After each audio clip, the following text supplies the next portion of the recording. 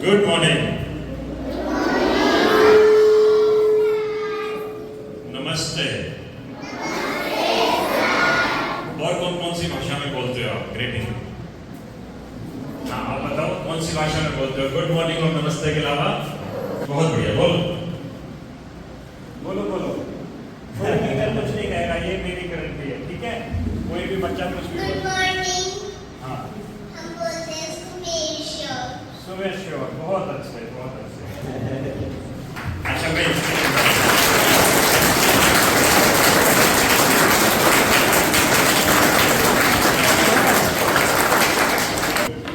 इतने अच्छे बच्चों को देखकर आज मुझे भी बहुत अच्छा लगा।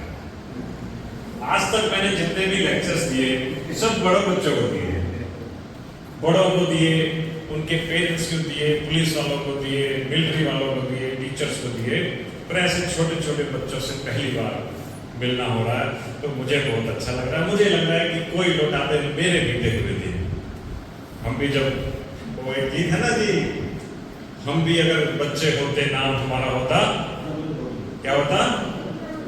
हाँ, नाम हमारा होता डब्लू डब्लू, ऐसा कुछ है ना? खाने को मिलते लड्डू, दुनिया कहती हैप्पी बर्थडे टू यू। तो ऐसा कुछ याद आ रहा कि आप जैसे अगर जब हम भी थे तो हम भी ऐसे ही छोटे छोटे बड़े स्वीट स्वीट हुआ करते थे। तो हमारे बीच में आज काफी सारे टीचर्स भी हैं आपके, है ना? तो आप बच्चे ये बताओ, टीचर्स की ज्यादा मानते हो कि पेरेंट्स की ज्यादा मानते हो? ज्यादा किसकी मानते हो? पेरेंट्स की? मुझे लगता है टीचर्स की मानते होंगे, हैं? ज्यादा किसकी मानते हो? सच सच बताना। मिक्स आवाज आ रही है, मिक्स। ओके, कुछ दोनों की माननी चाहिए। मैं पहले हमारे यहाँ बैठे टीचर्स को ही एड्रेस करता हूँ, बच्चों पर भी हम आते हैं। पहले मैं आप लोगों से बात करूँ। क्वालिफिकेशन वाइज मैं एक इंजीनियर हूँ और प्रोफेशन वाइज एक मैनेजर हूँ। अगर एक इंजीनियर अच्छा बन जाए तो अपने जीवन काल में 100-200 मशीन्स कुछ अच्छी बना लेगा। इंजीनियर का काम यूजुअली मशीन बनाना होता है। एक मैनेजर अगर अच्छा बन जाए, आप भी समझना बच्चों, ना? एक मैनेजर के रूप में यदि मैं अच्छा मैनेजर बन लूं, अपने जीवन में 100-200 डिसीजन अच्छे ले लूंगा। एक डॉक्टर यदि अच्छा बन जाए तो वो अपने जीवन काल में 1000-2000 पेशेंट्स को अच्छा कर देगा, कुछ सर्जरी अच्छा कर देगा। एक आर्किटेक्ट यदि अच्छा बन जाए तो वो अपने जीवन काल में 500-700-1000 बिल्डिंग्स अच्छी बना लेगा। लेकिन यदि एक टीचर अच्छा बन जाता है, एक अध्यापक यदि अच्छा बन जाता है, तो यकीन मानिए वो तो कई पीढ़ियों को अच्छा बना देता है। क्योंकि ये जो बच्चे हैं ना, ये कोरे कैनवस है आपके सामने। कैनवस पे पेंटिंग करते हैं ना, कोरा कैनवस होता है, कोरा कागज, उस पर आप जो पेंटिंग करते हैं वो वैसी बन जाती है। तो ये छोटे छोटे बच्चे कोरे कैनवस के रूप में आपके साथ में, आपके हाथों में है। इस पर जो पेंटिंग आप बनाएंगे वो ये बन जाएगी। जिस साँचे में इन बच्चों को ढालेंगे उस साँचे में ये डल जाएंगे। आपके ऊपर जिम्मेवारी बहुत ज्यादा है, क्योंकि आप एक राष्ट्र का निर्माण कर रहे हैं। आपके पास ये चिंता नहीं होनी चाहिए कि हरियाणा में सरकार बीजेपी की आनी है कि कांग्रेस की आनी है। आपके पास ये जिम्मेवारी भी नहीं होनी चाहिए कि अगले 30 साल में आरके स्कूल कॉलेज कहां पर जाएगा।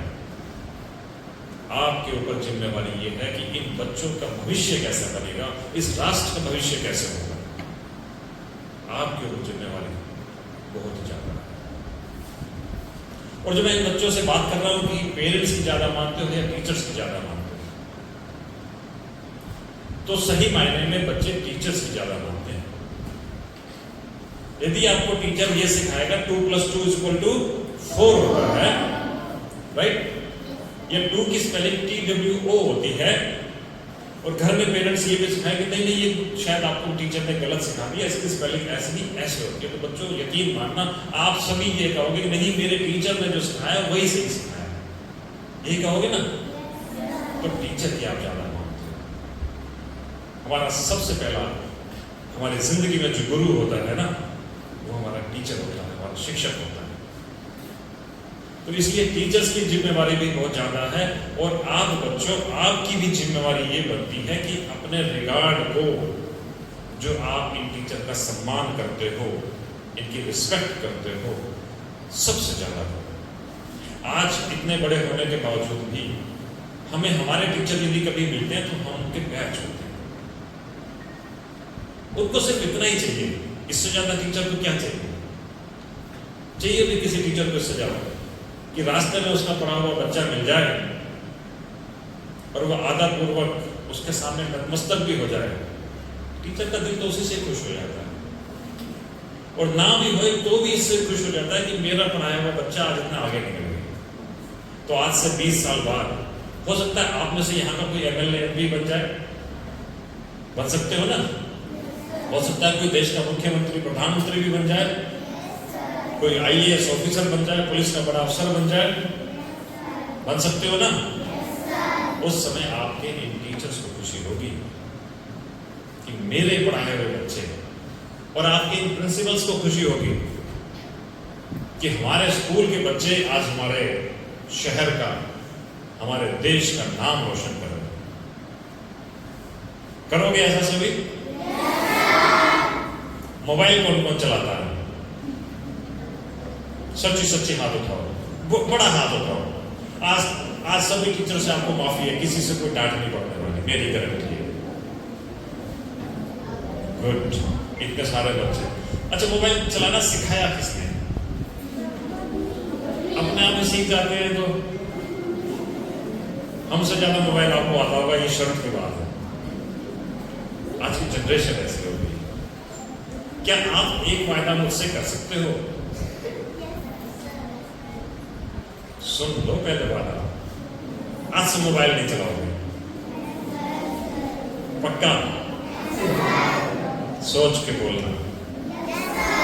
ये मोबाइल जो है ना बच्चों, आपकी जिंदगी को डिस्टर्ब करता है, आपके कंसंट्रेशन को, एकाग्रता को डिस्टर्ब करता है। आपका काम है अभी पढ़ना, आपका काम है शिक्षा ग्रहण करना, आपका काम है विद्या ग्रहण करना, आपका काम है अभी संस्कार ग्रहण करना। शिक्षा तो आप ग्रहण कर लोगे, टीचर सिखा रहे हैं, विद्या कौन सिखाएगा? संस्कार कौन सिखाएगा? पेरेंट्स सिखाएंगे, टीचर्स भी सिखाएंगे, मेरे जैसे व्यक्ति भी यहाँ पर जो बोलेंगे वो सिखाएंगे, है ना? तो आज के बच्चों को जो जल्दीबाजी रहती है, क्योंकि आजकल यंग जनरेशन है ना, बड़ी जल्दी आप लोग सीख लेते हो, तो आज की यंग जनरेशन को जल्दी रहती है जवाब देने की। मेरी बात को ध्यान से सुनो। आज के बच्चों को जल्दी रहती है जवाब देने की, वो सुनते कम है, जवाब जल्दी देते हैं। ऐसे ही होता है ना? तो जब भी कोई बड़ा बोले, घर में पेरेंट्स बोले, स्कूल में टीचर्स बोले, या कोई आपका समाज में परिचित बोले, पहले उसकी बात को ध्यान से सुनना, समझना, फिर जवाब देना। सुनकर समझकर जब जवाब देते हो तो आपकी समझदारी नजर आती है। स्कूल में जो भी आपको पढ़ाएंगे उससे आप शिक्षित तो हो जाओगे, एजुकेटेड तो हो जाओगे, डिग्रियां भी आगे चलकर ले लोगे। गूगल से आपको इंफॉर्मेशन मिल सकती है, समझदारी नहीं मिल सकती। गूगल चलाते हो ना सभी? वहां से आपको इंफॉर्मेशन मिल सकती है, जानकारी मिल सकती है, लेकिन समझदारी आपको आपके लिए टीचर्स देंगे। जानकारी और समझदारी में फर्क होता है ना? क्या फर्क होता है? इंफॉर्मेशन मिल गई आपको गूगल से, लेकिन उस इंफॉर्मेशन को यूज कैसे करना है, यह है समझदारी। ये आपको स्कूल में टीचर सिखाएंगे और घर में आपको आपके पेरेंट्स सिखाएंगे। तो इनके प्रति अपने मन में आदर भाव हमेशा रखना, है ना? और एक बात बताता हूं, स्वामी विवेकानंद जी का नाम सुना है आप में से किसी ने? ये स्कूल तो बहुत अच्छा है, सबने सुना है स्वामी विवेकानंद जी का। इनके सिलेबस में है, ओ माय गॉड, अभी से ही कौन सुनाएगा उनके बारे में? कोई एक बात सुनाएगा, कोई एक बात सुनाओ। सर, स्वामी विवेकानंद बहुत नेम्बरिक थे। बहुत नेम्बरिक थे। गुड। और कौन सुनाएगा? क्या आपने सुना, पढ़ा और याद रखा उनके बारे में? कोई भी सुनाओ, बिना डरे सुनो। ऐसे ही आप कभी मेरी तरह नहीं हाँ के बोलोगे। हमने कौन सा पहले से ही सीखा था? किसको और कुछ याद है? चलो मैं बताता हूं। स्वामी विवेकानंद जी को एक बार शिकागो जाना था, धर्म सम्मेलन में शामिल होने के लिए। स्पीच देते थे ना बड़ी बड़ी, तो पहले के जमाने में घर से पूछ के जाते थे। आजकल तो आप बताते हो कि मम्मी मैं वहां जा रहा हूं, तो आप तो अभी छोटे हो पूछ के जाते हो, पर बड़े बच्चे आजकल पूछते नहीं है, बताते हैं कि मैं जा रहा हूं। तो वो अपनी गुरु मां के पास गए। उनके गुरु कौन थे? हाँ, स्वामी रामकृष्ण परमहंस उनके गुरु थे। तो आज्ञा, चूंकि गुरु अपना शरीर छोड़ चुके थे, उनकी डेथ हो चुकी थी, तो गुरु मां के पास गए कि मां, शिकागो में धर्म सम्मेलन है, क्या मैं अपने सनातन का परिचय देने के लिए चला जाऊं? मां सब्जी काट रही थी। मां ने कहा चाकू पकड़ाना। स्वामी जी ने चाकू पकड़ाया। उनके बचपन का क्या नाम था? कौन बताएगा? स्वामी तो बाद में नाम पड़ा, नरेंद्र। इसलिए ताली बजाओ।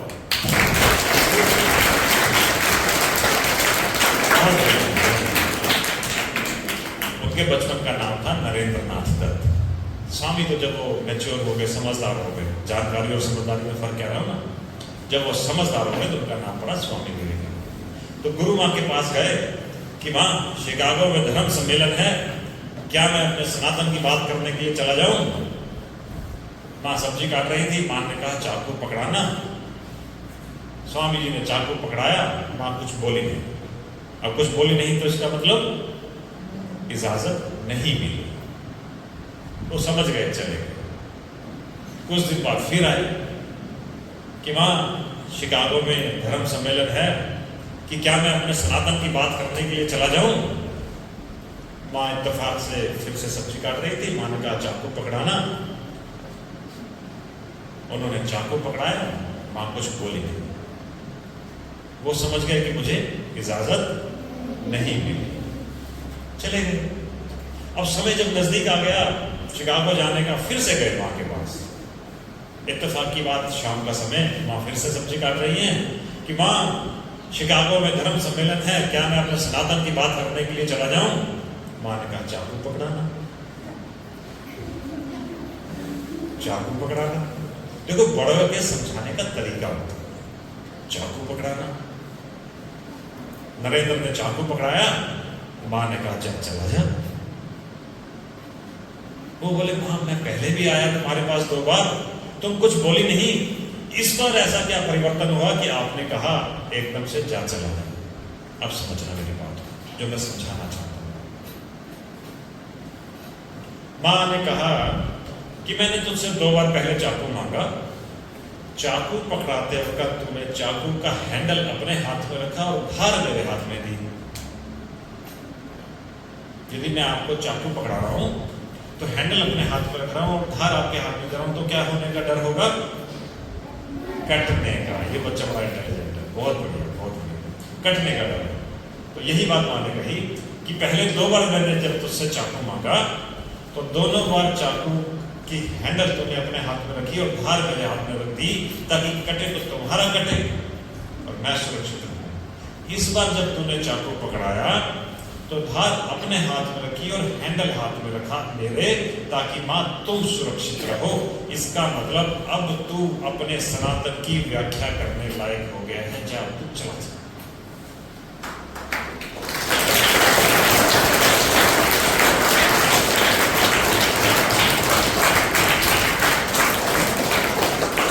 तो बच्चों, हमारा धर्म हमें सिखाता है कि दूसरे को हमारी वजह से नुकसान ना हो। चाकू पकड़ाते वक्त आप लोग भी अपनी माँ को घर में यदि चाकू पकड़ाओ तो ध्यान रखना, चाकू पकड़ाते वक्त नोक दूसरे के हाथ में नहीं होनी चाहिए, और अपने हाथ में भी रखो तो ध्यान से रखो। ये हमारा धर्म है कि हमारी वजह से दूसरे को नुकसान ना हो। तो जो मैं बात कर रहा हूं, आप अभी कोरे कैनवस हो, कोरे कागज हो, जो हम आपको आज सिखा देंगे आपके जहन में वो उतर जाएगा, और फिर वो जिंदगी भर आपका संस्कार बन जाएगा, आपकी आदत बन जाएगी। तो इसलिए मोबाइल को छोड़कर ऐसी किताबें पढ़ो, अच्छी किताबें पढ़ो, जो टीचर सिखाते हैं उसे सीखो, समझो। स्कूल में जितना ध्यान से पढ़ लोगे ना, घर जाकर उतना कम पढ़ना पड़ेगा। फिर आप घर जाकर अपनी मौज मस्ती भी कर सकते हो, खेल कूद भी कर सकते हो। अक्सर होता क्या है बच्चों, स्कूल में आप लोग मस्ती करते रहते हो, फिर घर जाकर मम्मी की डांट भी सुननी पड़ती है ना, कि होमवर्क कर ले, कल स्कूल में टेस्ट है, नंबर कम आएंगे, होता है ना ऐसे। तो स्कूल में सभी ध्यान से पढ़ो, जितना भी एकाग्रता से, जितना भी फोकस माइंड से, जितनी भी कंसंट्रेशन से आप स्कूल में पढ़ लोगे उतना जल्दी याद हो जाए। स्कूल में पढ़ते वक्त यदि आपको मोबाइल में ध्यान जा रहा है, घर में पढ़ते वक्त मोबाइल में ध्यान जा रहा है, खेल में ध्यान जा रहा है, जब खेलना है तो खूब खेलो, कोई दिक्कत नहीं है, लेकिन जब पढ़ना तो फिर एकाग्र से मन लगा कर पढ़ो, फिर आपके मन में दूसरी बात नहीं आनी चाहिए। कितने बजे उठते हो आप सभी? 4 बजे? सच कह रहा है? ओह माय गॉड, 4 बजे, 5 बजे, 4, झूठ बोलते हो। 4 कब बजते हैं? 6:50, गुड। 4 शाम को? शाम को 4 बजे कह रहे हैं ये, सुबह नहीं। मैं तो सुबह समझ रहा था, तो सुबह उठता शाम को? मैं भी तो सोचूं, मैं भी तो हैरान हो गया, मैंने कहा सुबह 4 बजे कौन उठ रहा है? हाँ, morning 5 o'clock, oh very good. 7 तो लेट है बेटा। 6:50 नहीं,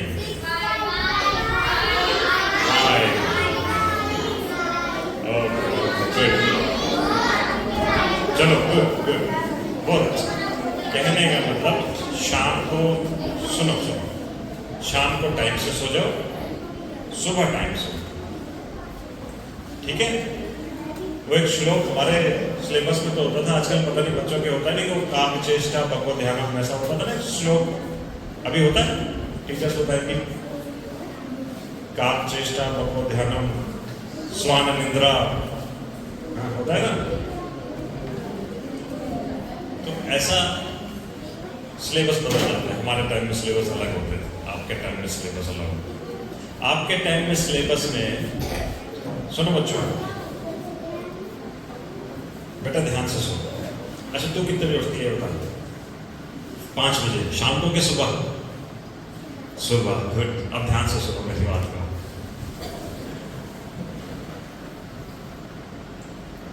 क्योंकि आपके बीच में आकर हम क्या बोलें जो आपको समझ में आए, या पहले हमें समझना जरूरी है ना। तो शाम को समय से सोना, सुबह समय से उठना, ठीक। जो 7 बजे उठते हैं वो लेट हैं, जल्दी उठे और जल्दी सो जाए। और जिंदगी में हमेशा सच बोलो। एक झूठ बोलते हो ना, उसको छुपाने के लिए दूसरा बोलना पड़ता, दूसरे को छुपाने के लिए तीसरा बोलना पड़ता। हमेशा सच बोलो। और एक बात, जब भी आप बड़े ओहदों पर पहुंच जाओ, हमेशा ईमानदारी का साथ देना, ठीक है। हमेशा ईमानदारी का साथ देना। बचपन में हो सकता है आप स्कूल में कभी किसी का पेन उठा लो, अच्छी लग जाए, किसी की पेंसिल उठा लो, अच्छी लग जाए, किसी की किताब उठा लो, कभी मत करो। ये बहुत छोटी छोटी चीजें हैं जिनका आपकी जिंदगी में कोई महत्व नहीं है। आपके पास जो भी प्राप्त है वो पर्याप्त होना चाहिए। अपने पास जितने भी साधन हैं, बेटा सुनो, क्या नाम है तेरा? क्या नाम है आपका? दीपिका। आप इनसे क्या बात करना चाहते हो मुझे बताओ, मैं भी पूछ लूंगा। अभी मैंने भाई साहब से रिक्वेस्ट किया, लास्ट में जो एक गाना गाएंगे ना ये, उसमें आप डांस भी कर सकते हो, ठीक है? फिर तालियां बजनी शुरू हो गई है।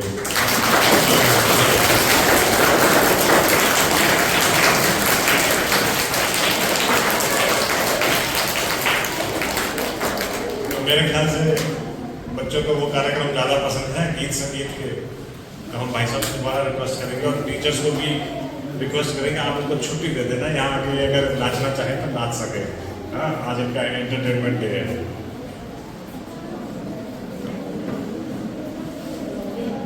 और एक बच्चों बात बताता हूँ, सुनो। घर में झगड़ा तो होता है ना, बहन से, भाई से, कभी मम्मी से भी रूठ जाते हैं, कभी पापा से भी रूठ जाते हैं, हैं? पापा से नहीं, पापा से डर लगता है, पापा से डर लगता है, इसलिए पापा से नहीं डरते, है ना?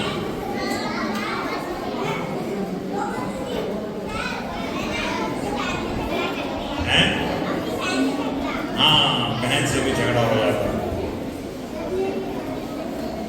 कभी बहन से रूठ गए, कभी भाई से, कभी मम्मी से, कभी पापा से, कभी टीचर से भी नाराज हो जाते हैं, कभी गलती करते हैं तो टीचर भी पिटाई कर देती है ना?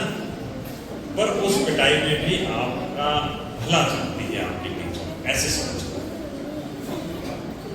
वो आपका भला चाहते हैं। कि मम्मी भी कभी मारती है, पापा भी कभी मारते हैं, तो आपकी भलाई के लिए। धोबी को कभी कपड़े धोते हुए देखा है? कैसे धोता है? पटक पटक के, पटक पटक पटक पटक के धोता है ना। अब धोबी की कपड़ों से कोई दुश्मनी है क्या? क्यों मार रहा है उनको, क्यों पीट रहा है, क्यों पटक रहा है? बताओ, हैं? धोने के लिए। इस बच्चे के लिए ताली बजाओ।